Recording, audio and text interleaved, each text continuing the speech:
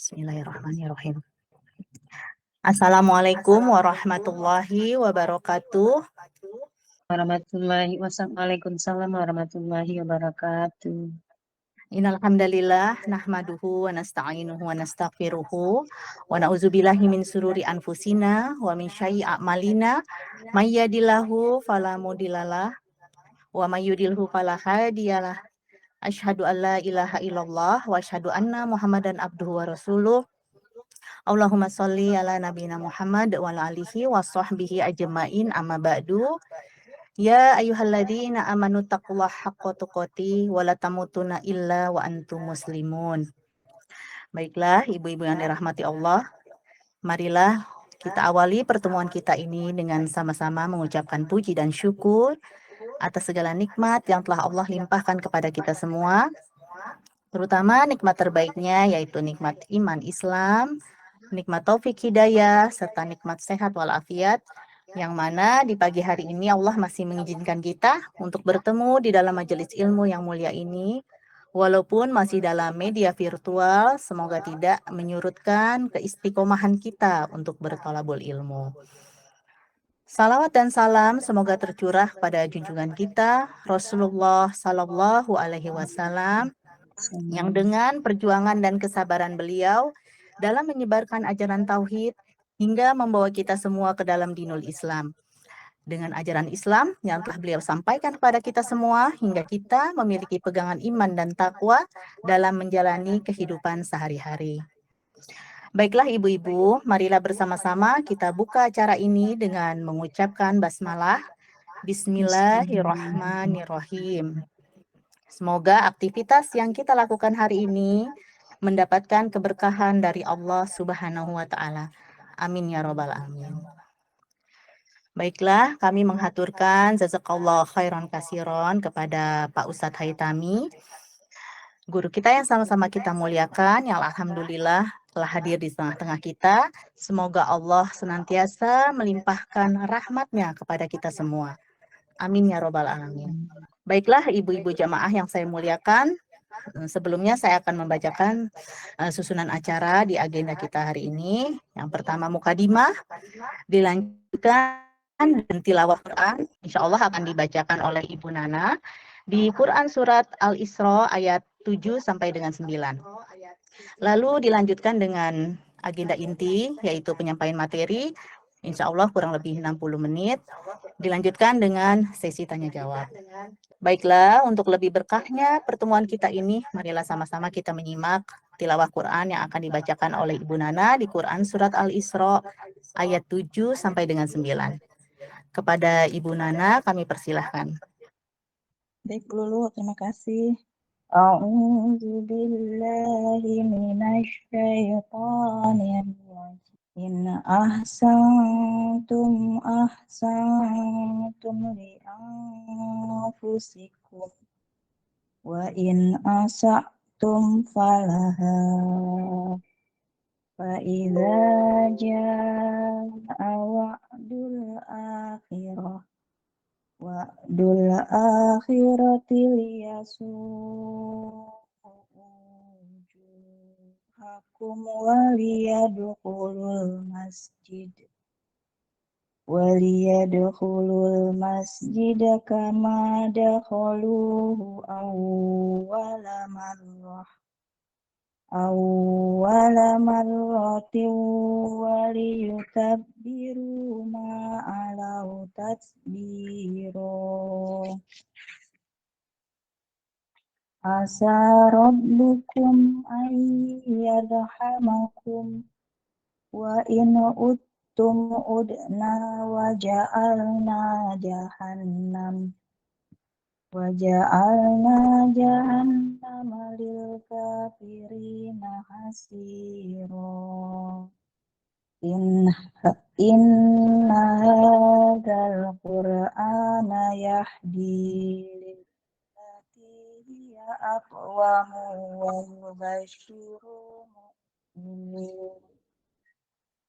wa yubashshirul mu'minina alladzina ya'maluna shalihat alladzina ya'maluna sholihati anna lahum ajran kabira.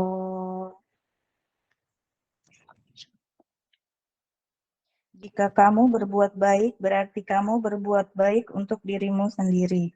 Dan jika kamu berbuat jahat, maka kerugian kejahatan itu untuk dirimu sendiri. Apabila datang saat hukuman kejahatan yang kedua, kami bangkitkan musuhmu untuk menyuramkan wajahmu. Lalu mereka masuk ke dalam Masjidil Aqsa, sebagaimana ketika mereka memasukinya pertama kali. Dan mereka membinasakan apa saja yang mereka kuasai. Mudah-mudahan Tuhan kamu melimpahkan rahmat kepada kamu, tetapi jika kamu kembali melakukan kejahatan, niscaya kembali mengazabmu dan kami jadikan neraka jahanam penjara bagi orang kafir. Sungguh, Al-Quran ini memberi petunjuk ke jalan yang paling lurus dan memberi kabar gembira kepada orang mukmin yang mengerjakan kebaikan, bahwa mereka akan mendapat pahala yang besar. Sadaqallahul azim. Alhamdulillahirabbil alamin. Allahummarhamna bil Qur'an. Semoga kelak Al-Qur'an menjadi syafaat kita di yaumil akhir nanti. Amin ya rabbal alamin. Baiklah, ibu-ibu yang dirahmati Allah, kita sampai kepada agenda inti kita, yaitu penyampaian materi. Insya Allah kita masih pembahasan di bab yang ke-32 dengan subtema keutamaan kaum lemah, fakir miskin, dan orang-orang yang tidak terkenal dari kaum muslimin. Insya Allah kita mulai di urutan hadis yang ke-252. Kepada Pak Ustadz Haitami, kami persilahkan. Assalamualaikum warahmatullahi wabarakatuh. Waalaikumsalam warahmatullahi wabarakatuh. Bismillahirrahmanirrahim. Alhamdulillahirabbil alamin. Wassalatu wassalamu ala imamil muttaqin, imamil mujahidin, Sayyidina Muhammadin nabiyil amin, wa ala alihi wa ashabihi wa man tabi'ahum bi ihsanin ila yaumiddin. Asyhadu an la ilaha illallah wahdahu la syarika lah. Wa asyhadu anna Muhammadan abduhu wa rasuluhu la nabiyya ba'da. Qala Allah ta'ala fi kitabihil karim, a'udzu billahi samii'il 'aliim minasyaitonir rajim. Bismillahirrahmanirrahim. Ya ayyuhalladzina amanu taqullaha haqqa tuqatih wa la tamutunna illa wa antum muslimun. Ya ayyuhalladzina amanu taqullaha qulu qawlan sadida yuslih lakum a'malakum wa yaghfir lakum dzunubakum wa may yuti'illah rasulahu faqad faza fawzan 'azima.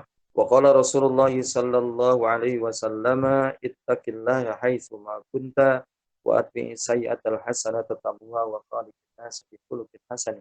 Shadaqallahul azim wa sadaqa rasuluhul karim. Usikum wa nafsi bi taqwallah faqad fazal muttaqin. Baik ibu-ibu yang dirahmati Allah, kita lanjutkan. Wa an Abil Abbas. Itu betul Bu Lulu? Iya, betul Pak Ustadz. Ya. Wa an Abil Abbasi Sahl ibn Sa'din As-Sa'idi radhiyallahu anhu qala marra rajulun 'ala nabi sallallahu alaihi wasallam faqala li rajulin indahu jalisun ma ra'yuka fi hadha faqala rajulun min asyrafin nas hadha wallahi hariyun in khataba an yunkaha wa in syafa'a an yushaffa'a. Fasakata Rasulullah sallallahu alaihi wasallam.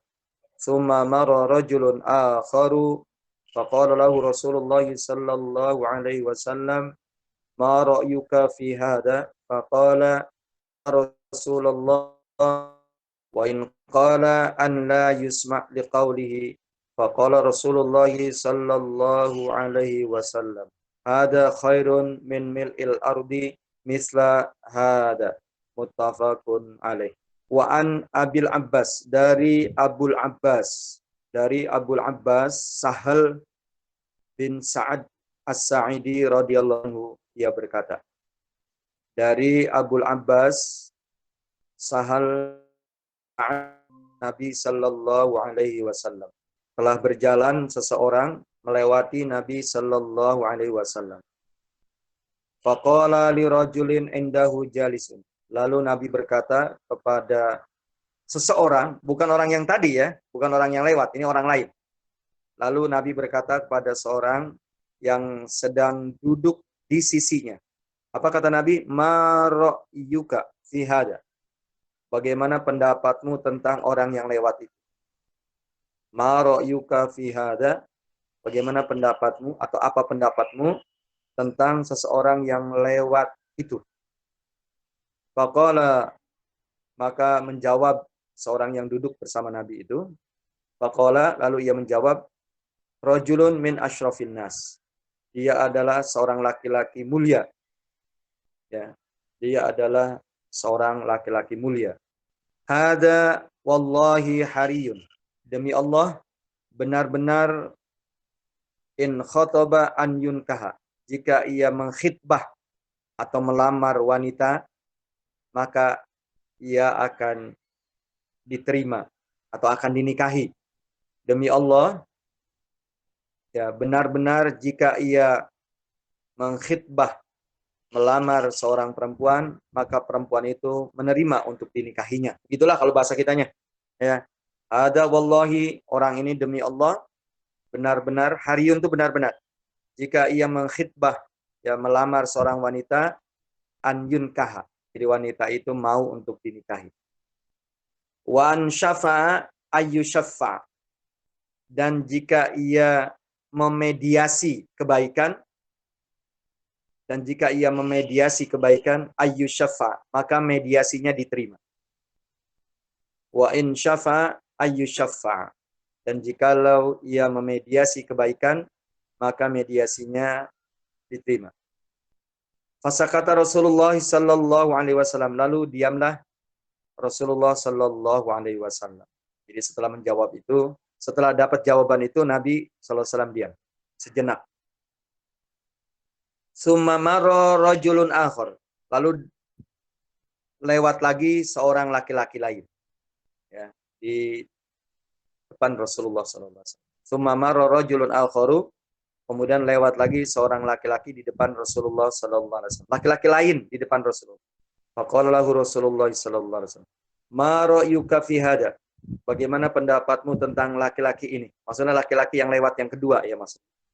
Ma ra'yuka fi hada. Bagaimana pendapatmu tentang laki-laki ini? Faqala ya Rasulullah. Lalu orang itu menjawab, wahai Rasul, ada rajulun min fuqara'il muslimin. Ya, ada rajulun min fuqara'il muslimin. Ini atau itu seorang laki-laki fakir di antara kaum muslimin. Itu orang susah, ya orang fakir, orang miskin yang lewat itu. Ada hariyun. Ini benar-benar, hariyun itu benar-benar. Ada hariyun. In khotoba an la yunkaha. Jikalau ia meminang, in khotoba an la yunkaha. Jikalau ia meminang, an la yunkaha, maka tidak dinikahinya. Artinya tidak diterima ya pinangannya. In khotoba an la yunkaha. Jikalau ia meminang wanita an la yunkaha, maka wanita itu tidak menerima pernikahan. Jadi enggak mau ya kepada laki-laki yang miskin itu. Wa in syafa'a an la yushaffa. Jikalau ia memediasi kebaikan, maka mediasinya tidak akan diterima. Dan jika ia memediasi suatu kebaikan, maka mediasinya tidak akan diterima. Wa in qala an la yusma'a liqauli. Jika ia berkata, jika ia ngomong, ya, wa in qala, jikalau ia berkata, an la yusma' liqauli, orang tidak mau mendengarkan perkataan. Wa in qala an la yusma' liqauli. Jikalau ia berkata, orang tidak mau mendengarkan perkataan. Qala Rasulullah sallallahu alaihi wasallam. Qala Rasulullah sallallahu alaihi wasallam. Lalu Nabi berkata, ada khairun min mil'il ardi misla hada. Hada khairun min mil'il ardi misla hada. Jadi laki-laki ini, maksudnya laki-laki yang kedua yang lewat tadi, itu adalah lebih baik. Hada khairun. Ini atau orang ini lebih baik dibandingkan dengan orang yang tadi sepenuh bumi. Orang ini lebih baik dibandingkan dengan orang yang semacam ini sekalipun sepenuh bumi. Hada khairun min mil'il ardi misla hada. Orang ini jauh lebih baik dibandingkan dengan orang yang semacam itu sekalipun sepenuh bumi. Jadi cerita dalam hadis ini bagaimana keutamaan orang-orang yang fakir, orang-orang yang susah, tapi mereka adalah orang-orang yang beriman dan bertakwa kepada Allah. Dan yang kedua, yaitu orang yang kaya raya, orang mulia secara materi, tetapi dia tidak bertakwa kepada Allah Subhanahu wa taala. Maka ketika kedua orang itu lewat secara beriringan, lalu Nabi minta pendapat pada sahabat yang sedang duduk di sisi Rasulullah sallallahu alaihi wasallam, yaitu perihal dua orang tadi. Sementara orang yang duduk di samping Rasulullah melihat secara materi. Ya. Jadi kemuliaan, kebaikan, kehebatan seseorang itu dilihatnya secara materi. Yang pertama adalah orang yang hebat secara materi, ya kekayaan, ya, badannya juga bagus dan lain sebagainya. Ya, sampai digambarkan kalau ia melamar seorang perempuan, ya, maka perempuan itu pasti akan menerimanya untuk dinikahi. Dan kalau dia sebagai mediator dalam hal kebaikan, ya, terhadap orang lain, maka mediasinya diterima. Sementara orang yang kedua, yang mungkin badannya juga kurus begitu, ya pakaiannya juga ya sangat buruk, sangat jelek, penampilan orang itu juga memang tidak enak ya untuk dilihat, ya orang miskin, orang susah. Sehingga digambarkan orang itu kalau dia melamar, ya lamarannya tidak menikahi putrinya dengan orang yang kedua tadi. Dan kalau dia menjadi seorang mediator untuk memediasi dua golongan, ya dua orang yang sedang berseteru demi kebaikan, ya kepada orang yang sedang berseteru itu, maka juga mediasinya tidak diterima oleh kedua orang itu, oleh kedua golongan itu. Dan kalaulah bertutur kata, dia ngomongannya pun, pembicaraannya pun tidak didengar oleh orang lain. Saking orang itu tidak pantas, ya, yaitu untuk didengar karena dia orang susah dan lain sebagainya.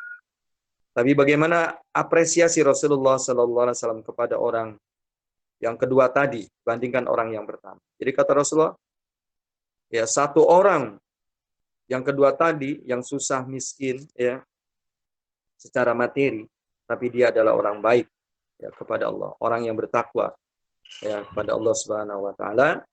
Maka sekalipun dia satu orang, ya dia lebih baik daripada laki-laki yang pertama, sekalipun laki-laki itu sepenuh bumi, ya jadi bermiliar-miliar orang banyaknya dibandingkan dengan orang yang tipe kedua tadi, orang yang tipe kedua jauh. Jadi rasa saya pelajaran yang bisa kita ambil paling tidak, yang pertama adalah bahwa materi tidak menjadi ukuran kebaikan seseorang. Kemuliaan seseorang itu bukan diukur dari materi, dari penampilan, dari aksesoris yang melekat pada dirinya, ya. Tetapi kebaikan, kemuliaan seseorang itu adalah dinilai karena ketakwaan. Sekalipun secara materi dia tidak beruntung, ya, secara materi dia tidak beruntung, susah dan lain sebagainya. Ya, jadi materi itu tidak menjadi ukuran kita dalam hidup. Jadi sehingga orang-orang yang katakanlah dari sisi materi kurang beruntung, jadi tidak perlu berputus asa, tidak harus minder, ya. Kemudian tidak mau bergaul dengan masyarakat, ya. Karena ukuran kebaikan, kemuliaan seseorang di sisi Allah adalah takwaan. Sebagaimana ayat yang sangat jelas, ya di dalam surah Al-Hujurat, Inna akramakum indallahi atqakum, innallaha alimun qadir. Ya. Inna akramakum indallahi atqakum. Sesungguhnya orang yang paling mulia di antara kalian adalah orang yang paling bertakwa di antara kalian. Sedangkan ketakwaan itu adalah ya tidak diukur dari materi, dari kekayaan dunia, dari penampilan orang itu. Ya, karena bisa jadi orang punya fisik wajah yang katakanlah kurang menarik, mohon maaf, ya tapi orang itu adalah orang yang paling bertakwa. Nah, di sisi Allah itulah orang yang terbaik. Karena dunia ini memang manusia itu berbeda-beda. Ada orang yang ditakdirkan penampilan bagus, ya. Ada orang ditakdirkan penampilan kurang bagus, ada orang ditakdirkan Allah materinya melimpah, ada orang yang ditakdirkan materinya sangat minim, ya. Nah, maka ya, yang menjadi ukuran kebaikan orang di sisi Allah, ya, kebaikan seseorang di sisi Allah adalah bukan karena materi dan duniawinya atau dari fisiknya, tetapi adalah dari ketakwaannya. Bagaimana kedekatan orang itu kepada Allah, bagaimana ibadah orang itu kepada Allah, bagaimana pengorbanan orang itu dalam hidupnya kepada Allah, ya, bagaimana ya senantiasa mendekatkan diri, dia berzikir kepada Allah orang. Jadi dalam istilah Al-Qur'annya disebut dengan takwa. Inna akramakum indallahi atqakum. Jadi hadis ini ya pelajaran yang sangat bagus. Jadi orang tidak boleh minder, ya, tetap perintahkan untuk bergaul sekalipun secara materi dia tidak beruntung, ya. Karena kemuliaan seorang itu tidak dilihat dari materi. Innallaha la yanzuru ila suwarikum walakin yanzuru ila qulubikum. Dalam hadisnya begitu. Innallaha la yanzuru ila suwarikum walakin yanzuru ila qulubikum. Sesungguhnya Allah tidak melihat penampilan kalian, dan Allah melihat apa yang ada di dalam hati-hati kalian. Sedangkan takwa itu kata Nabi, at-taqwa hahuna. Takwa itu ada di sini. Artinya adalah berawal dari iman, berawal dari hati yang bersih, hati yang benar, hati yang cenderung, kecenderungannya pada Allah Subhanahu wa taala. Jadi kata Nabi, innallaha la yanzuru ila suwarikum walakin yanzuru ila qulubikum. Ya, terhadap hati kalian. Begitu. Ya, jadi kalau ada orang yang mohon maaf hari ini belum beruntung secara materi, ya hidupnya nggak boleh minder, dia tetap bergaul ya bersama masyarakat, karena Allah tidak menilai dari penampilan, ya, tapi Allah menilai dari hati seseorang. Begitu kira-kira hadis yang ke-253 ya, dalam kitab saya begitu. Tapi yang penting adalah hadisnya, Bu, ya, bukan nomornya. Karena nomor bisa jadi berbeda. Berikutnya hadis 254. Wa an Abi Sa'id Al-Khudri radhiyallahu anin Nabi sallallahu alaihi wasallam qala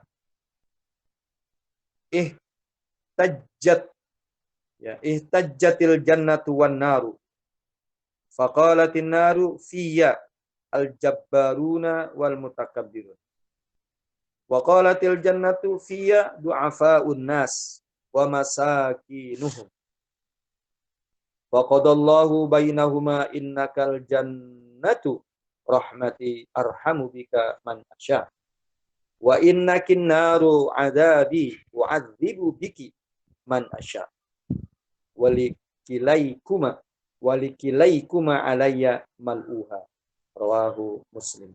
Wa Nabi Sa'id Al-Khudri radhiyallahu an, dari Abu Sa'id Al-Khudri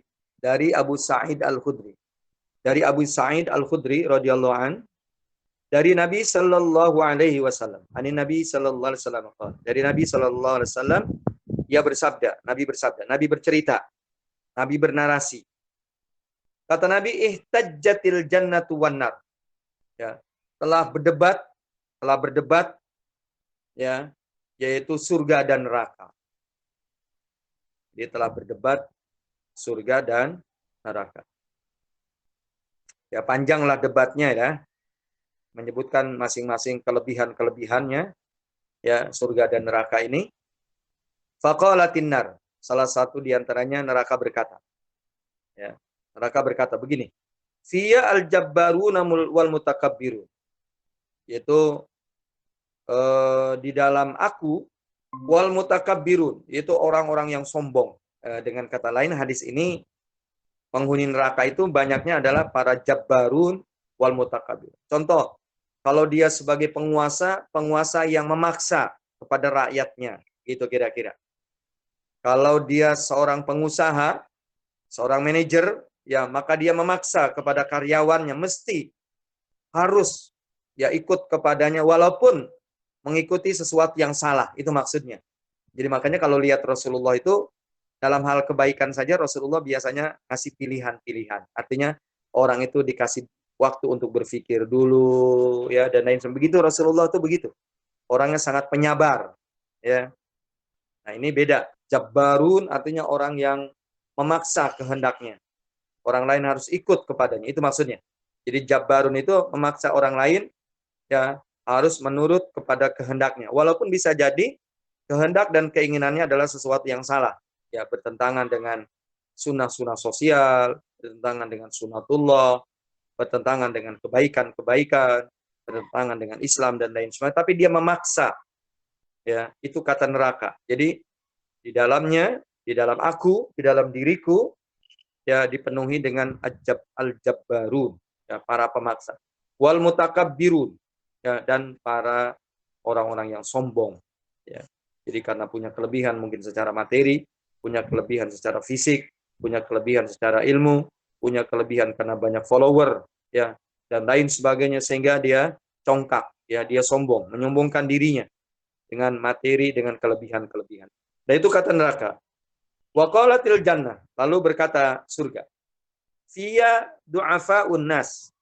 Fiya, pada diriku, yaitu terdapat orang-orang du'afa'un nas. Jadi orang-orang yang lemah. Ya. Wa masakinuh, dan orang-orang yang miskin.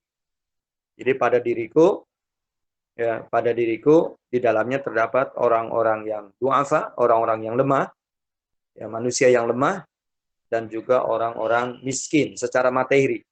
Faqadallahu bainahuma. Lalu Allah memutuskan ya perseteruan keduanya. Lalu Allah memutuskan perdebatan keduanya ya, yaitu neraka dan surga atau sesungguhnya engkau surga itu adalah rahmatku, kasih sayangku. Arhamu biki man asya. Aku sayangi, aku kasihi, ya, aku berikan rahmat, ya, yaitu kepadamu orang-orang yang aku kehendaki. Innakil jannah rahmati arhamu biki man asya. Sesungguhnya engkau wahai surga itu penuh dengan rahmatku dan aku rahmati, aku sayangi, ya, yaitu engkau orang-orang yang aku kehendaki, orang yang aku ingin. Wa innakin nar azabi. Dan sesungguhnya engkau neraka merupakan azabku. Sesungguhnya engkau neraka adalah merupakan siksaanku. Wa'adzibu biki man asya. Ya, dan aku siksa melalui engkau orang-orang yang aku kehendaki. Jadi akan aku siksa orang-orang ya, yang aku kehendaki melalui engkau. Ya, Allah menyiksanya yaitu melalui siksaan-siksaan yang terdapat di dalam neraka. Lalu kata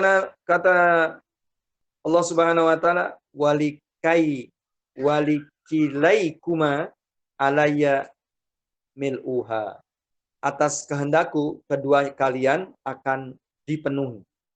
Artinya ada orang-orang yang menempati neraka dan ada orang-orang yang menempati surga. Itu semuanya adalah atas kehendak Allah Subhanahu wa taala atau takdir yang telah ditentukan oleh Allah Subhanahu wa taala.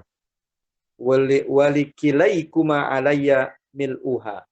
Dan atas kehendakku ya, kedua kalian terpenuhi. Ya, rawahu Muslim. Hadis ini diriwayatkan oleh Imam Muslim. Mungkin sebagai referensi, ibu-ibu sekalian, saya ingin menambahkan hadis tadi dengan ayat Quran. Ya, saya ingin menambahkan ya sebagai referensi hadis yang barusan kita bahas, yaitu hadis yang ke-254 tentang perdebatan antara surga dan neraka. Ya, neraka berkata bahwa aku ya yaitu dipenuhi para jabbarun, ya para pemaksa, ya dan juga orang-orang yang sombong, ya. Sementara surga itu katanya bahwa aku dipenuhi yaitu oleh orang-orang miskin dan orang-orang lemah, ya, orang-orang lemah. Kemudian perdebatan mereka diputuskan oleh Allah Subhanahu wa taala. Allah mengatakan, wahai engkau surga, yaitu merupakan rahmatku, aku akan sayangi, aku akan berikan rahmat, yaitu melalui engkau orang-orang yang aku kehendaki. Sedangkan engkau, wahai neraka, merupakan siksaku, dan aku akan siksa melalui engkau orang-orang yang aku kehendaki. Tapi kedua kalian itu atas kehendakkulah, ya, yaitu penuh. Ya. Nah ini sebagai referensi tambahan, Ibu lihat surah Qaf. Surah Qaf itu surah yang 50, Bu ya? Iya, Surah Pak Qaf ya, Ustadz, surah yang 50. Iya, 50 betul, Bu ya? Pak Surah Ustadz. Qaf surah 50. Surah Qaf atau surah 50 ayat yang ke-30 sampai 35. Nah, ini cerita tentang isi neraka dan isi surga. Ya, isi neraka dan isi surga. Itu ayat 30, Ibu lihat. Yauma naqulu li jahannam halim talati wa taqulu hal mim mazid. Ya. Yauma naqulu, ketika hari itu kami berkata, Allah berfirman. Allah berfirman, li jahannama, ditujukan ke neraka. Halim talati, apakah kamu sudah penuh? Katanya. Wahai neraka, apakah kamu sudah penuh? Wa taqulu, lalu neraka, hal min mazid, apakah engkau wahai Allah ingin menambahkan lagi? Katanya. Mau disesakin lagi neraka itu dengan penghuninya? Wa uzlifatil jannatul lil muttaqina ghairu ba'id. Ya. Dan akan didekatkan ya surga itu kepada siapa? Kepada orang-orang yang bertakwa. Nah, tadi ya orang-orang miskin, lemah, tetapi mereka adalah orang-orang yang bertakwa. Jadi bukannya miskin begitu saja, ya tidak beruntung secara materi, tapi yang paling utama adalah takwanya, Bu. Ya. Jadi bukan karena miskin dan kayaknya, ya. Nah, ini hanya hadis ini mengapresiasi orang ya karena orang-orang susah, orang-orang miskin tapi mereka bertakwa, itu tetap mereka mulia, begitu maksudnya. Jadi jangan sampai miskin jadi ukuran, bukan. Tapi tetap ukuran itu ketakwaan. Ya, sebagaimana ayat ini, wa uzlifatil jannatu lil muttaqina ghairu ba'id, ya. Jadi tidak jauh, ya, jadi didekatkan surga itu kepada orang-orang yang bertakwa. Hada ma tu'aduna likulli awwabin hafiz. Ya, ini adalah telah dijanjikan kepada kalian bagi setiap orang-orang yang awwabin hafiz. Ya, awwabin hafiz ini kira-kira kalau bahasa kitanya adalah hamba-hamba yang selalu bertobat, mendekatkan diri kepada Allah dan memelihara peraturan-peraturan Allah. Jadi awwab itu awwab atau tawab. Awwab itu orang yang banyak bertobat. Kemudian hafiz, orang yang menjaga hafiz. Hafiz itu menjaga aturan-aturan Allah. Jadi perkara-perkara halal, perkara-perkara haram, perintah-perintah dan larangan-larangan dia perhatikan. Ya, termasuk waktu sholat, waktu ibadah. Ya, dia memanfaatkan sebaik-baiknya untuk beribadah pada Allah Subhanahu wa taala. Itu maksudnya. Jadi orang yang bertakwa cirinya diantaranya adalah ada ma tu'aduna likulli awwabin hafidh. Itu orang-orang yang banyak bertobat dan orang yang menjaga aturan-aturan. Kemudian siapa lagi? Man khasyar rahmanu bil ghaibi. Orang-orang yang takut kepada Tuhannya. Orang-orang yang takut kepada Ar-Rahman. Salah satu nama Allah, Asmaul Husna. Orang-orang yang takut kepada Ar-Rahman. Orang-orang yang takut kepada Allah bil ghaibi. Sekalipun Allah itu gaib. Orang-orang yang takut kepada Allah, ya, sekalipun Allah itu adalah gaib. Ya. Sekalipun Allah itu gaib. Man khasyar rahmana bil ghaib wa jaa biqalbin munib. Dan mereka adalah orang-orang yang datang kepada Allah dengan membawa hati yang munib, hati yang takwa, hati yang taubat. Ya, jadi merasa dirinya bersalah, tetap ya, dia takut kepada Allah, dia datang kepada Allah hati yang penuh dengan taubat, ya, sesalah diri. Lalu udkhuluha bisalam. Allah mempersilahkan kepada mereka ini, masuklah kalian ke dalam surga bisalam, dengan penuh keselamatan. Dzalika yaumul khulud. Itu adalah merupakan hari kekekalan. Kalian menempati surga. Jadi tidak ada hari berakhir, ya, harinya ya terus menerus. Karena di surga itu tidak ada hari, Bu. Ya, di surga tidak ada hari, bagaimana di neraka juga tidak ada hari. Jadi sehingga kita insya Allah menempati surga itu sifatnya kekal abadi. Lahum ma yasha'una fiha waladaina mazid. Dan mereka akan memperoleh apa saja yang mereka kehendaki. Mereka memperoleh apa saja, mereka mendapatkan apa saja yang mereka inginkan. Waladaina mazid. Dan di dalam surga, yaitu di sisi Allah, di sisi kami, kata Allah, ada tambahan-tambahan selain daripada itu. Ya, jadi kebaikan-kebaikan yang tidak bisa kita gambarkan kebaikan-kebaikan itu. Salah satunya adalah melihat wajah Allah Subhanahu wa taala nanti merupakan puncak dari segala kenikmatan, yaitu penghuni surga. Jadi puncak segala kenikmatan penghuni surga adalah melihat wajah Allah Subhanahu wa taala. Ya, kita berdoa, kita memohon kepada Allah termasuk orang-orang yang berhak yang memperoleh penglihatan, artinya bisa melihat wajah Allah Subhanahu wa taala. Amin ya rabbal alamin. Janji Allah kepada penghuni surga. Dari itu jangan kalian tinggalkan sholat asar, ya. Jangan kalian tinggalkan sholat asar. Itu sebagai tambahan, itu surah Qaf surah 50, ya, yaitu ayat 30 sampai ayat 35. Cerita tentang siapa-siapa penghuni neraka dan siapa-siapa penghuni surga. Berapa banyaknya penghuni neraka, ya, itu dijelaskan oleh Allah Subhanahu wa taala. Sampai neraka berkata, apakah engkau ingin menambah lagi ya Allah? Apakah engkau ingin memenuhi lagi? Ya. Karena di neraka nanti sifatnya sesak. Ya, kalau di surga justru enggak sesak, Bu. Longgar, ya. Karena masing-masing orang punya villa, yang villanya, ya, kalau di dunia enggak bisa kita gambarkan villa itu.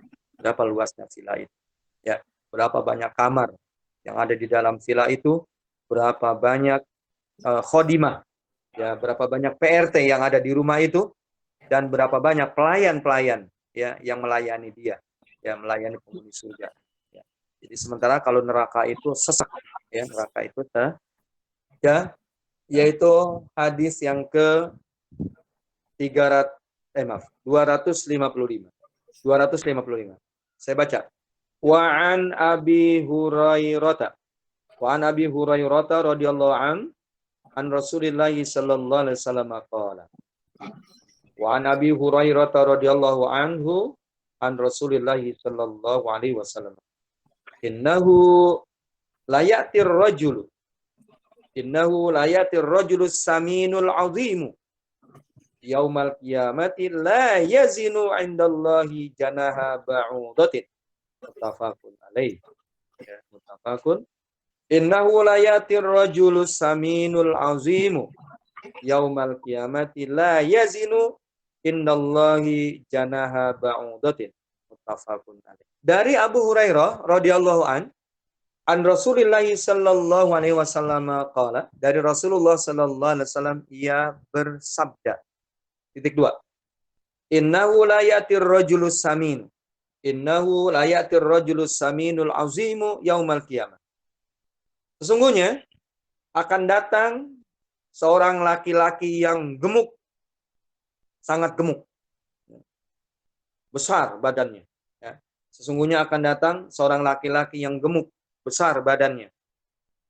Yaumal qiyamah, di hari kiamat. Sesungguhnya akan datang seorang laki-laki yang sangat gemuk dan besar badannya, yaumal qiyamah, ya, yaitu di hari kiamat. Nanti, ceritanya nanti. La yazinu indallahi janaha ba'udatin. Ya. Timbangannya di sisi Allah, ya. Timbangannya di sisi Allah tidak lebih berat daripada sebelah sayap nyamuk. Ya. Selembar sayap nyamuk. Nah, selembar begitulah, ya. La yazinu indallahi janaha ba'udatin. Ya. Jadi ketika pada hari kiamat tidak lebih berat timbangannya di sisi Allah dibandingkan dengan selembar sayap nyamuk. Muttafaqun alaih. Jadi ini Rasulullah sallallahu alaihi wasallam bercerita tentang kondisi neraka, ya, atau kondisi hari kiamat nanti. Ya, ketika manusia itu ditimbang amal perbuatannya, sebagaimana Allah berfirman, "Fama ya'mal mitsqala dzarratin khairan yarah, wa may ya'mal mithqala dzarratin syarran yarah.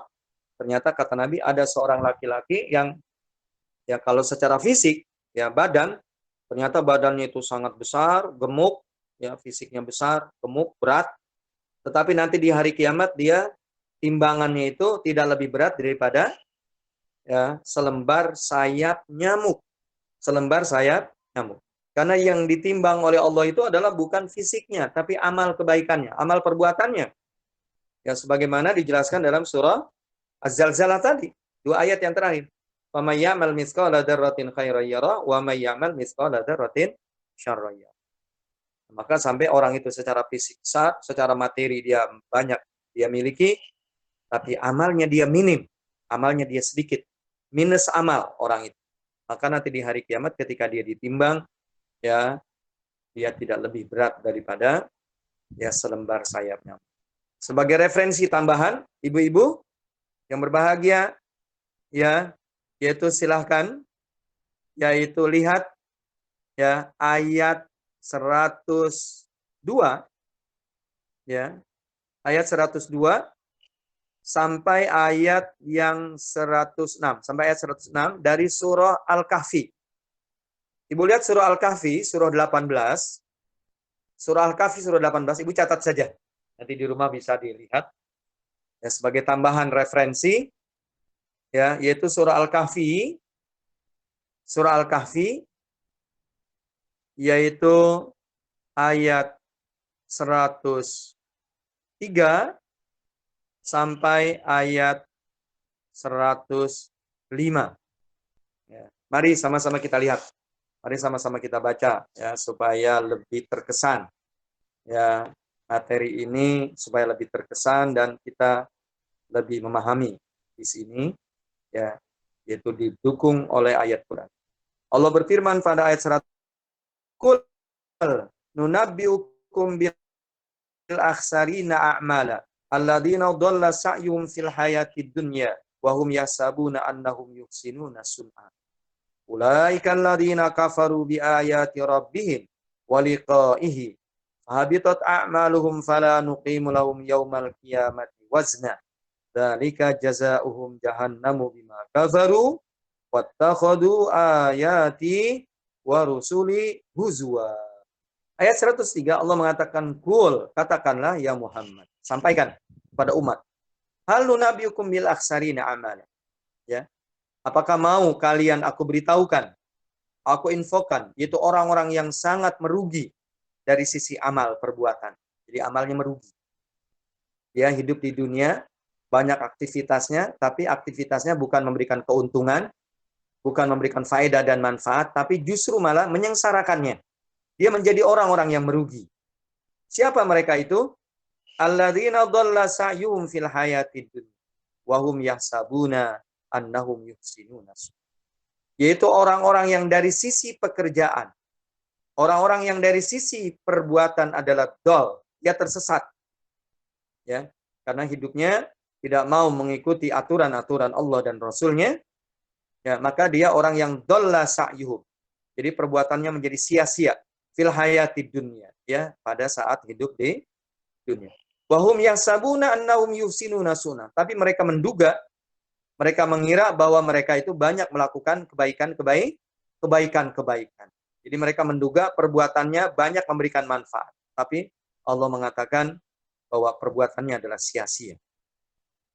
Ulaikal ladzina kafaru bi ayati rabbih. Penyebabnya adalah karena disebabkan mereka ingkar, mereka kufur, mereka tidak percaya kepada ayat-ayat Tuhannya, mereka tidak percaya kepada Al-Quran, mereka tidak percaya kepada sunnatullah, kepada takdir Allah, kepada keputusan Allah, ya baik di alam ini maupun yang terdapat pada diri.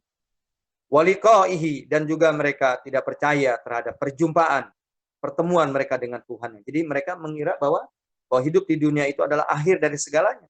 Jadi kalau sudah mati menurut mereka sudah selesai perkaranya. Tidak. Justru ya kematian itu adalah merupakan awal daripada kehidupan kekal abadi. Imma ia menempati surga atau ia menempati neraka. Tapi orang ini, ya selain dia tidak percaya kepada Quran, tidak percaya kepada sunnah-sunnah Allah, dia juga tidak percaya ya adanya kehidupan setelah kematian. Maka kata Allah, fahabitat a'maluhum. Maka batallah apa yang telah mereka lakukan. Jadi apa yang mereka lakukan itu menjadi sia-sia. Tidak diterima oleh Allah, tidak diganjar, tidak diberikan pahala, tidak ditukar oleh Allah dengan surga. Fala nuqimu lahum yaumal qiyamati wazna. Dan pada hari kiamat mereka itu adalah orang-orang yang amal perbuatannya tidak ditimbang oleh Allah Subhanahu wa taala. Ya, tidak akan ditimbang. Kalau pada hadis tadi ditimbang, tapi ya dia tidak lebih berat daripada selembar ya sayap nyamuk orang. Boleh dilihat sampai 106-nya. Dzalika jazaohum jahannamu bima kafaru wattakhadhu ayati wa rusuli huzwa. Yang demikian itu adalah balasan bagi mereka, yaitu neraka jahanam disebabkan kekafiran mereka dan menjadikan ayat-ayatku, menjadikan Al-Quran, menjadikan Rasulku, ya utusanku, kata Allah, huzwa, yaitu objek ya candaan, objek bulian. Ya, jadi dia mengejek, membuli ayat-ayat Quran dan Rasulullah Sallallahu Alaihi Wasallam, atau kalau umat sebelum umat Nabi Muhammad, berarti para nabi, para rasulnya juga diejek, ya seperti kaum Nabi Nuh, ya dan lain sebagainya. Nah, itulah balasannya adalah neraka jahanam. Baik, kita lanjutkan. Hadis yang ke-256. Wa anhu, berarti lihat di atas, wa an Abi Hurairah. Wa anhu, wa an Abi Hurairah, anna imra'atan sauda. Anna imra'atan sauda'a kanat takummul masjidah. Takummul masjidah. Au syabban. Fafaqadaha Rasulullah sallallahu alaihi wasallam. Fafaqadaha Rasulullah sallallahu alaihi wasallam. Fasa'ala anhu, fasa'ala anha au anhu. Fasa'ala anha au anhu. Faqalu mata. Qala afala kuntum adantumuni. Faqala afala kuntumudtumuni. Ya. Faqala afala kuntum adantumuni. Faka'annahum saggaruha amroha. Faka'annahum saggaruha amroha. Au amrohu. Faqala dulluni ala qabrihi. Faqala dulluni ala qabrihi. Fadalluhu fasalla alaiha. Fadalluhu fasalla alaiha.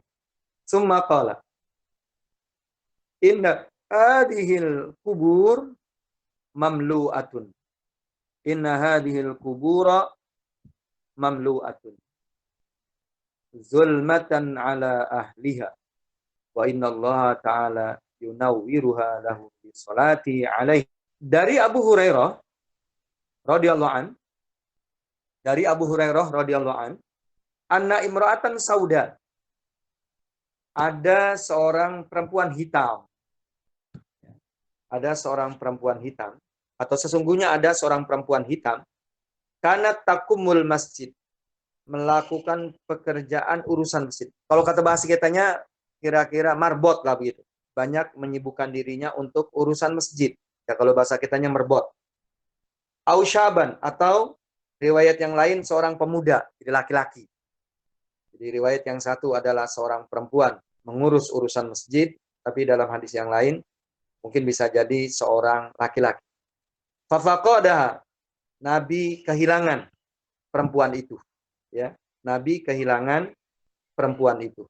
Fafaqadaha Rasulullah sallallahu alaihi wasallam, begitu maksudnya, bahwa Nabi Rasulullah kehilangan orang itu atau kehilangan perempuan itu. Fasa'ala anha au anhu. Lalu Nabi berkata tentang perempuan itu. Bukan berkata, maaf, bertanya. Kalau bahasa kitanya, kemana perempuan itu, kok nggak ada sekarang gitu. Atau laki-laki, kalau memang hadis itu laki-laki, kok nggak ada laki-laki itu. Fasa'ala anha au anhu. Lalu Nabi bertanya ya tentang merbot itu. Faqalu, para sahabat menjawab, mata, ia telah wafat, ia telah meninggal. Ia telah meninggal. Qala, lalu Nabi berkata, afala kuntum adzantumuni, kenapa ya kalian tidak memberitahukan kepadaku? Ya, perihal apa? Perihal perempuan itu atau pemuda itu telah meninggal, ya, perempuan yang ngurus urusan masjid. Jadi merbot masjid. Afala kuntum adantumuni, kenapa kalian tidak memberitahukan kepadaku? Faka'annahum saggaru amroha au amroh. Ya. Faka'annahum saggaru amroha au amroh. Ya. Jadi karena mereka menganggap, ya, mereka orang-orang kecil, ya. Artinya urusannya urusan remeh-temeh begitu. Jadi mereka menganggapnya perempuan itu atau pemuda itu urusannya urusan remeh-temeh, ya. Jadi enggak besar, enggak wah, enggak seperti Abu Bakar, Umar, Utsman, Ali, ya. Dia menjadi sahabat terdepan, menjadi sahabat yang sangat masyhur. Nah, ini urusannya cuman urusan, ya, menyapu masjid atau mungkin menyiapkan air di masjid dan lain sebagainya. Sehingga dianggap oleh para sahabat dia orang kecil, ya, urusannya urusan kecil. Sehingga ketika wafat, ketika meninggal, ya, dia tidak diberitahukan kepada baginda Rasulullah SAW bahwa ia telah meninggal. Faqala, lalu Nabi berkata, "Dulluni ala qabrihi." Dulluni ala qabri. Tunjukkan kepadaku kuburnya. Kasih tahu aku di mana kuburnya. Beritahukan kepadaku kuburnya. Fadalluhu fasalla 'alaiha. Lalu para sahabat memberitahukan kuburnya, fasalla 'alaiha, lalu Nabi sholat di atas. Yang dimaksud dengan sholat di atasnya, Bu, begini, Bu, nih. Jadi kalau ini kuburan, ya kira-kira di samping sini. Jadi sholatnya adalah sholat gaib, Bu. Jadi kalau kita nggak keburu umpamanya menyolatkan mayit, orang yang meninggal, maka kita boleh datang ke kuburnya, ya, maka kita sholat di atasnya, ya. Maka kita sholat yaitu di atasnya. Jadi maksud di atasnya artinya di samping kuburnya maksudnya, ya. Jadi jangan pas di atasnya sekali, ya, karena nggak boleh nginjak-nginjak kuburan, itu tidak boleh. Jadi di sampingnya, ya. Begitu maksudnya. Jadi Nabi sholat di atasnya. Sumakola, sambil Nabi berkata. Jadi Nabi setelah itu, ya, berkata, "Inna hadhil kubura mamlu'atun zulmatun ala ahli." Sesungguhnya kubur ini, kata Nabi, dipenuhi dengan kegelapan. Ya, sesungguhnya kubur ini dipenuhi, ya, dengan kegelapan terhadap penghuninya. Inna hadhil kubura mamlu'atun zulmatan ala ahliha. Ya, sesungguhnya kubur ini dipenuhi dengan kegelapan, ya, buat ahlinya, buat penghuninya. Wa innallaha yunawwiruha lahum bi sholati alaihi. Dan sesungguhnya Allah akan meneranginya, ya. Sesungguhnya Allah akan meneranginya, ya, dengan salatku ini. Sesungguhnya Allah Subhanahu wa taala akan menerangi kuburnya itu bagi penghuninya, ya, karena salat, ya, Rasulullah sallallahu alaihi wasallam. Muttafaqun. Jadi disunahkan bagi kita, ya, tetap kalau kita ketinggalan, ya, tidak menyolatkannya, dibolehkan, ya, kita sholat gaib sifatnya dan sholatnya di atas kuburnya. Tadi yang dimaksud dengan di atas kubur, maksud saya di samping kuburnya, ya, tidak boleh pas di atasnya karena menginjak kubur itu termasuk hal yang dilarang, ya, oleh Rasulullah SAW. Nah, kita perhatikan hadis ini, Ibu sekalian, yaitu pekerjaan marbot, ya, pekerjaan yang kira-kira ada kaitannya dengan urusan masjid, itu menurut Islam, ya, itu bukan urusan sepele, bukan urusan remeh-temeh, tapi urusan yang sangat-sangat mulia, ya, urusan yang sangat mulia. Seperti yang dikerjakan oleh seorang wanita yang hitam tadi, ya, wanita Afrika tadi, ya. Rasulullah sangat menghargai, sangat mengapresiasi perempuan itu, ya. Kenapa? Di antaranya adalah karena dia terikat dengan urusan masjid, ya. Jadi urusan masjid. Jadi sehingga yang dilihat oleh Rasulullah, yang dilihat oleh Islam itu bukan wanita yang hitamnya itu, ya, orang yang sangat tidak terkenal, ya, tapi pekerjaan perbuatannya merupakan perbuatan mendekatkan diri kepada Allah, takwa kepada Allah, diantaranya ia mengurus urusan masjid. Jadi Ibu, ya, yang berbahagia, di urusan-urusan yang kecil pun di dalam Islam itu jangan kita menganggapnya remeh-temeh, tidak berharga. Tidak, di sisi Allah itu amalan-amalan yang kecil sekalipun di sisi manusia, tapi kalau memang itu perbuatan baik, maka di sisi Allah itu sangat-sangat dihargai. Di sisi Rasulullah ya sangat-sangat dihargai, sangat-sangat dihargai. Sampai Rasulullah itu merasa kehilangan dan beliau pun ingin menyolatkan. Dia sekalipun sudah ketinggalan, akhirnya sholatnya di atas kuburnya. Ya, di atas kuburnya, dan Rasulullah mendoakan kepada orang. Wallahu a'lam bishawab. Sudah cukup ya Bu? Mohon maaf, lewat ya. Afwan, sudah selesai Pak Ustadz untuk penyampaian Iya, materi. iya. Iya, terima kasih. Mangga. Silakan Bu Lulu. Saya serahkan lagi. Jazakallah khairan kasiron Pak Ustadz Haitami untuk Ya benar, insyaallah. pembahasan materinya. Saya rangkum sedikit dari apa yang telah Ustadz sampaikan dari beberapa hadis di atas, yaitu Allah tidak melihat kepada rupa baik harta kalian, melainkan Allah melihat pada amalan dan hati kalian. Kemudian surga diisi oleh orang-orang yang lemah, mereka yang bertakwa, takut pada Allah, banyak bertobat, dan orang-orang yang mulia walaupun mereka tidak terkenal di dunia. Dan hadis ini berkolerasi dengan ayat Al-Quran, yaitu di surat Qaf ayat 30 sampai dengan ayat 35. Baiklah, ibu-ibu yang dirahmati Allah, kita lanjutkan ke sesi tanya jawab. Silahkan ibu-ibu jika ada hal-hal yang ingin ditanyakan kepada Pak Ustadz, kami berikan waktu. Izin bertanya Pak Ustadz. Tadi kan kenikmatan yang paling tinggi itu di surga melihat wajah Allah. Apakah ada doanya Pak Ustadz yang bisa kita amalkan agar bisa bertemu dengan wajah Allah? Itu aja Pak Ustadz, mohon pencerahannya. Jazakallah khairan katsiran. Langsung saja. Saya belum dapatkan hadis yang menjelaskan tentang doa agar kita melihat Allah. Tapi kalau kita lihat berdasarkan hadis penjelasan bahwa Rasulullah SAW mengatakan bahwa penghuni surga itu melihat Allah, Rasulullah lalu setelah bercerita begitu, Rasulullah mengatakan jangan sekali-kali kalian tinggalkan sholat asar dan sholat isya. Tapi bukan berarti dengan hadis ini lalu seorang muslim, seorang mukmin boleh meninggalkan di dua sholat itu. Artinya nampaknya sholat itu, ya sholat asar dan sholat isya itu salah satu manfaatnya diantaranya adalah seseorang untuk berhak melihat Allah Subhanahu. Nanti saya carikan dulu nanti ayatnya ya.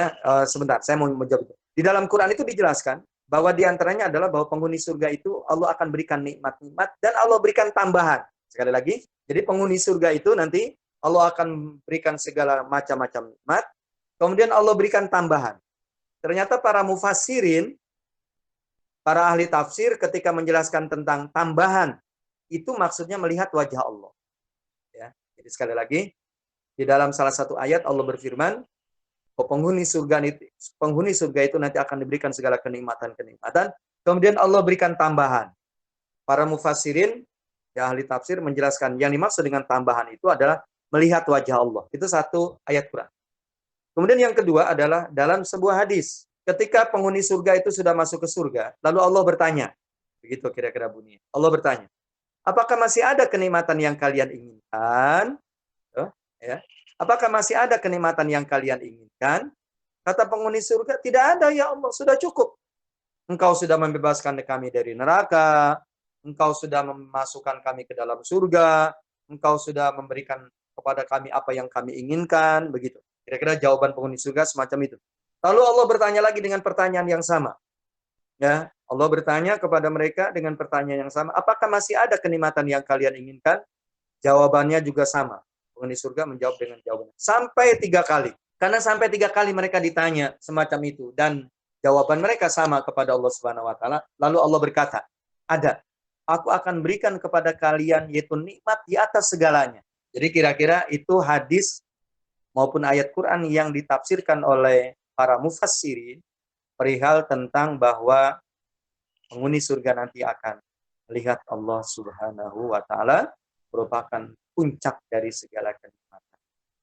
Jadi nampaknya ya bagi orang-orang yang beriman dan bertakwa kepada Allah bahwa itu sebuah pastian, jadi otomatis begitu. sebuah kepastian atau otomatis. Ya walaupun bukan berarti kita tidak boleh berdoa. Mangga, silakan saja kalau berdoa. Cuman untuk doa bahasa Arabnya atau berdasarkan hadis, saya masih belum ketemu. Tapi mudah-mudahan lain kali nanti kapan ya saya tambahkan jawabannya begitu ya Bu Nia, yaitu berdasarkan hadis ada doa. Tapi kalaulah ibu sekarang berdoa dengan menggunakan bahasa Indonesia, umpamanya ya Allah, ya jangan kau kurangi nikmatku nanti ketika aku masuk ke dalam surga, itu agar aku melihat wajahmu ya Allah. Ya jadi tidak salah kalau ibu berdoa semacam itu juga, karena doa itu adalah merupakan mukhul ibadah.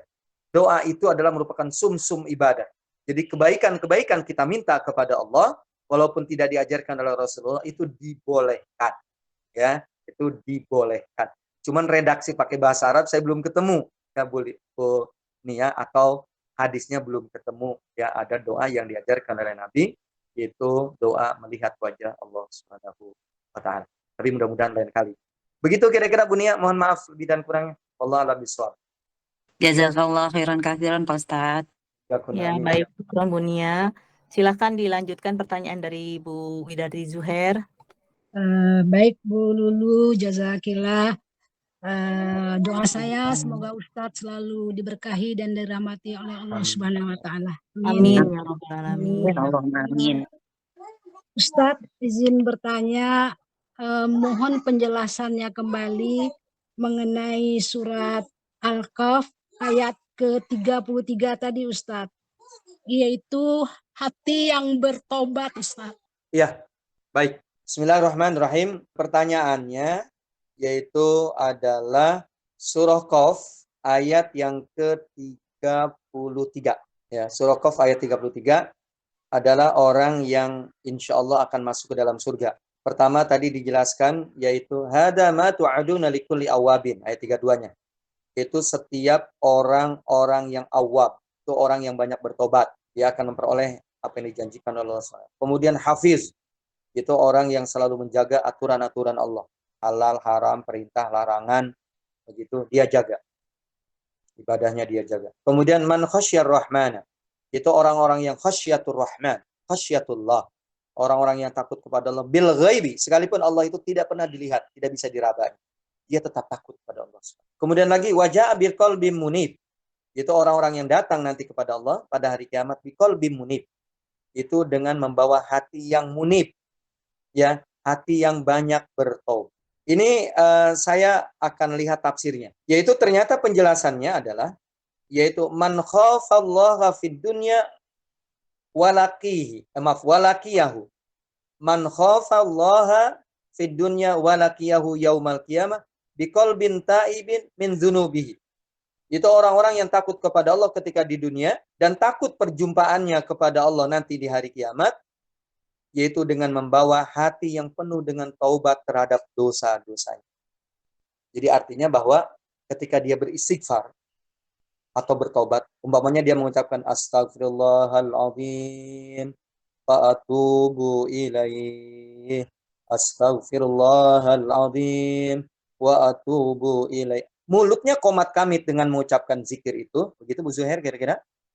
Jadi mulutnya mengucapkan ucapan tobat astagfirullahaladzim wa atubu ilaih. Kemudian dirasakan oleh hatinya, diresapi, dihayati, direnungi.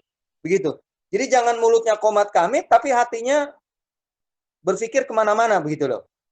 Jadi tidak dibarengi dengan perasaan betul-betul dia bertobat. Jadi cuma mulutnya doang qomat kamit, tapi hatinya ngelantur kemana-mana gitu kira-kira. Tidak. Tetapi orang-orang ini adalah orang-orang yang memang ya mulutnya berzikir dengan istighfar dan taubat, seperti ucapan astagfirullahaladzim wa atubu ilaih, kemudian dibarengi dengan hatinya pun penuh dengan yaitu perasaan menyesal atas perbuatan dosanya, kemudian tidak mau mengulangi ya atas perbuatan dosanya. Jadi dibarengi dengan penghayatan ya yang ikhlas, yang murni. Jadi istilah orang Bekasi itu jangan tobat sambal begitu. Hari ini dia mengaku salah, minta maaf kepada Allah, tetapi malah sudah merencanakan kapan ya saya punya kesempatan untuk melakukan kesalahan lagi. Jadi bukan begitu. Ya walaupun bisa jadi orang yang membawa hati yang bertobat ini juga mungkin suatu saat berbuat salah lagi gitu. Tapi saat itu paling tidak dia sudah ngerem gitu loh. Dia sudah stop dan penuh dengan penghayatan bahwa dia menyesal dan tidak mau mengulangi. Kira-kira begitu yang dimaksud dengan hati yang penuh dengan tobat. Dan seperti dijelaskan oleh ayat Quran tadi, waja'a biqalbin munib. Ya, waja'a biqalbin munibin. Atau mungkin dengan istilah kolbun salim. Tujuh Her. Ya, dan ibu-ibu yang lain. Ya, Ya, Ustaz. seperti dijelaskan dalam surah Asy-Syu'ara. Ya, la yanfa'u malun wala banun. Ada kan itu ayatnya? La yanfa'u malun wala banun illa man atallaha biqalbin salim. Ya. Ulangi lagi. La yanfa'u malun wala banun illa man atallaha biqalbin salim. Ya, biqalbin salim. Tidak memberikan manfaat kepada seseorang nanti pada hari kiamat kecuali orang-orang yang membawa hati yang salim. Ya, membawa hati yang selamat. Ya, seperti dijelaskan oleh Allah ya dalam surah Asy-Syu'ara. Ayat Ya, berapa, Ustaz? oh iya, kalau Asy-Syu'ara. sebagai tambahan referensi ya dari surah Qaf ayat yang tadi ditanya oleh Bu Zuhair, Iya, 30 35 ya, Ustaz. yaitu surah Asy-Syu'ara surah 26, 26. surah 26 yaitu ayat 88 dan 89. Boleh Ibu tambahkan lagi ayat 90. Jadi 88, 89, 90 karena sama ayat itu ternyata. Wa uzlifatil jannatu lil muttaqin.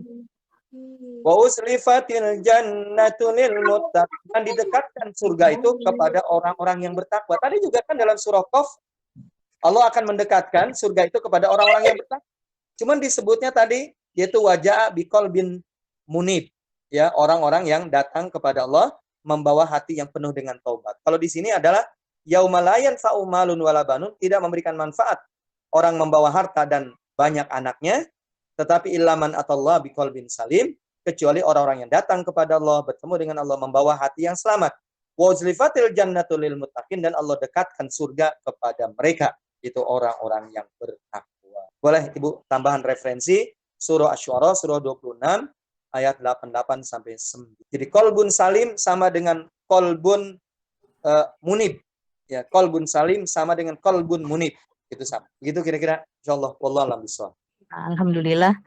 Mudah-mudahan sudah terjawab pertanyaannya Bu Ju. Pertanyaan dari salah satu jamaah, saya akan bacakan terkait dari hadis yang ke-105.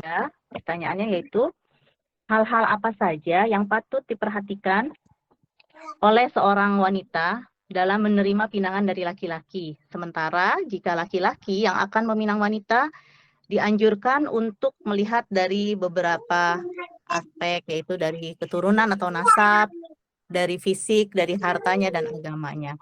Dan ini jika kebalikannya gimana Pak Ustadz? Apa yang wajib dilihat dari seorang wanita yang akan menerima pinangan dari laki-laki? Afwan. Rasa saya, ya, atau menurut saya, wanita pun sama. Artinya dia siap untuk dinikahi laki-laki yang sifatnya disebutkan dalam hadis, itu tentang perempuan. Kata Rasulullah kan, tunkahul mar'ati al-arba'ah. Nikahilah wanita karena 4 alasan. Pertama adalah keturunannya, yang kedua adalah materinya, yang ketiga ilmunya, yang keempat adalah agamanya. Tapi kata Rasulullah, ya kalau kamu tidak dapatkan keempat-empatnya, yaitu agama. Sehingga agama itu menjadi pertimbangan dominan orang untuk menentukan katakanlah calon pasangan. Ukuran dominan seseorang untuk menjadi pasangan ya itu adalah yang agama. Karena kata Rasulullah, taribat yadaka. Maka dengan kamu mengambil yaitu pertimbangan agama, engkau akan selamat. Kenapa? Karena materi bisa hilang. Ilmu juga bisa hilang, artinya tidak bermanfaat. Kemudian lagi harta pun juga bisa hilang. Ilmu bisa hilang, keluarga bisa hilang. Tetapi kalau agama itu tidak bisa hilang. Kira-kira pertimbangannya itu. Dan materi insya Allah bisa tertutupi. Ya, kekurangan materi. Keluarga pun bisa tertutup. Tapi untuk awal atau idealnya pertimbangan itu tadi. Yaitu 4 pertimbangan. Yaitu pertama adalah keturunan, kemudian ilmu, kemudian materi, dan yang keempat agama. Ya, walaupun itu bukan wajib, tetapi itu kira-kira sesuatu yang kita lihat hari ini. Jadi saat dia di khitbah, saat dia dilamar, itu yang bisa dilihat. Tapi kalaulah tadi umpamanya materi belum, ya enggak terlihat, ya keturunan ternyata orang biasa-biasa, ilmu pun biasa. Tapi kalau dia agamanya baik, aplikasi agamanya, ketakwaannya baik, pemahaman agamanya baik, insya Allah itu menjadi ukuran kita untuk menerima. Karena kata Nabi, kalau wanita dilamar kemudian karena dia akhlaknya baik, agamanya baik tapi tidak diterima, nanti khawatir timbul fitnah, ya, dan lain sebagainya. Artinya ada cobaan-cobaan, ujian-ujian lain, ya ketika ia tidak mau menerima, padahal secara agama dia adalah orang. Kira-kira begitu.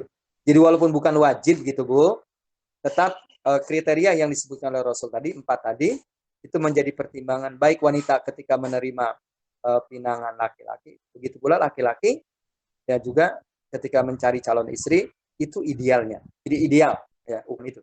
Ya, baik Pak Ustadz, jazakallahu khairan untuk pencerahannya dan penjelasannya. Untuk Ibu yang telah bertanya, semoga bisa terjawab ya Bu ya. Berarti tadi dari keturunan ilmu ya Pak Ustadz ya, bukan fisik ya. Ilmu, harta, dan agamanya ya. Baiklah ibu-ibu yang dirahmati Allah, kita sudah di penghujung waktu. Materi yang telah disampaikan hari ini, insya Allah pastinya sangat bermanfaat buat kita semua. Saya juga menghaturkan jazakumullah khairan kasiron kepada ibu-ibu Majelis Taklim Khairun Nisa yang telah bergabung di kajian rutin kita ini.